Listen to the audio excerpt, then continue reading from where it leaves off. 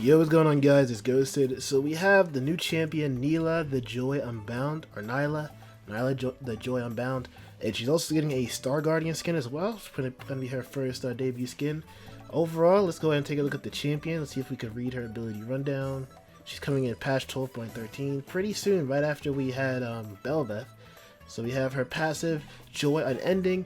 Nilah amplifies the healing and shielding abilities of nearby allies. Allies that heal or shield Nilah gain a bonus heal or shield for themselves. When an ally champion heals or shields themselves near Nilah, she gives herself a bonus heal or shield. If Nilah last hits an enemy minion, she and her nearest ally champion will gain the normal amount of shared XP, plus half of the experience that would have been lost due to sharing. That's pretty good. Really good. It's pretty interesting actually. I like this, how they share the healing in their passive. It's not bad.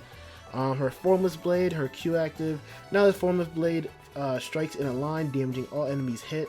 Hitting an enemy will briefly increase Nilah's attack range and attack speed, and empower her basic attacks, causing them to splash on a cone and deal additional damage. Her passive on her Q, attacks and abilities against champions ignore some of their armor and heal Nilah for part of the damage dealt. This effect scales with crit chance and converts any excess healing into a shield. Pretty good. They're putting a lot into the Q, I think. Q is giving healing. Well, the Q active is giving attack range, attack speed, and empowered autos. Her Q passive is ignoring some of their armor. So let's hope it's a flat scale, because I feel like if it's a percentage, that's going to be really... Plus the fact that extra crit chance converts... It scales with crit chance.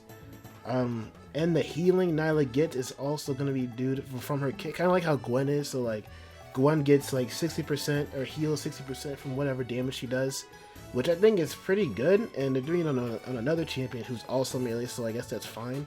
I don't think that's too bad, but this is just a lot that they're putting on her Q. And plus the fact that she has her healing on her passive as well. For sure going to need healing reduction. Jubilant Veil, her W. Nilah shrouds herself in a Jubilant Veil and briefly gains bonus movement speed, taking reduced magic damage and dodges all incoming basic attacks. Touching an ally champion hides them in a veil as well, but they'll be protected for a shorter period. I think this is also... It's kind of similar to Samira W. How if you're standing there an ally and you just need to protect them, it's kind of like the same thing. I don't think it's too bad, especially since she's melee, and it's probably going to be... I don't know, it's probably going to be really annoying. Really annoying as well. It just dodges all basic attacks, so she could probably still get hit by spells, I hope.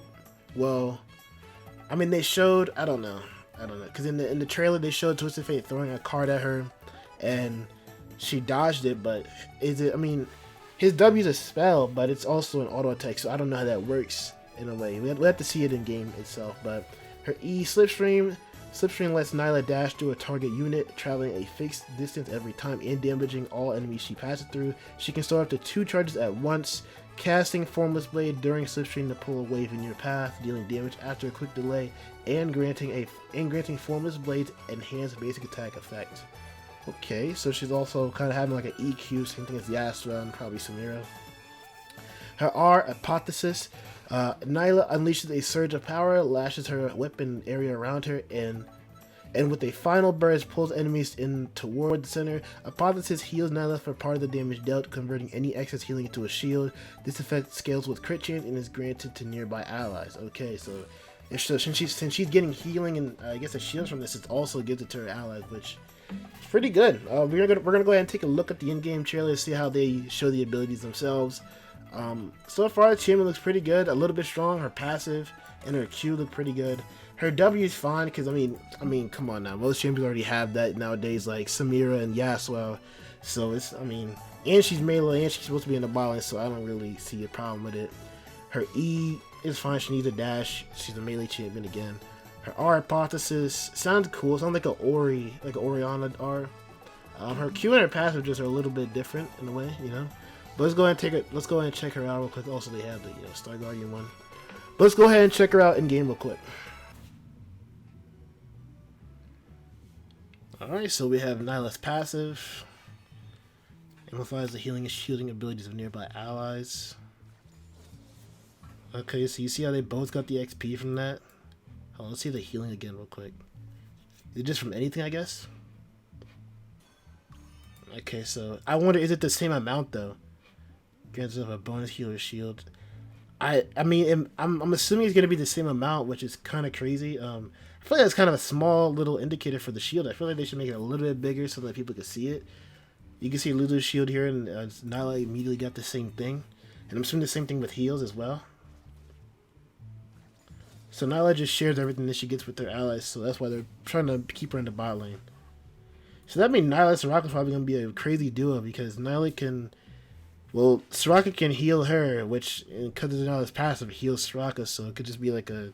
If it's for the same amount, then that's going to be pretty big, but I don't think so. And it's the R2, okay. I hope it's not the same amount. Here we have Nilah's Q. He's attacking in the cone.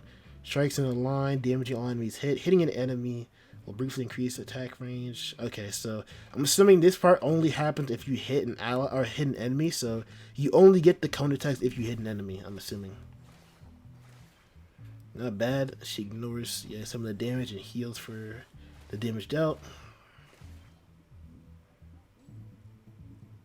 Okay, and we have her Jubilant Shroud. Alright, and it pretty much protects her from all auto attacks. Kind of like how what's her name? Gwen is immune during her W to anything outside.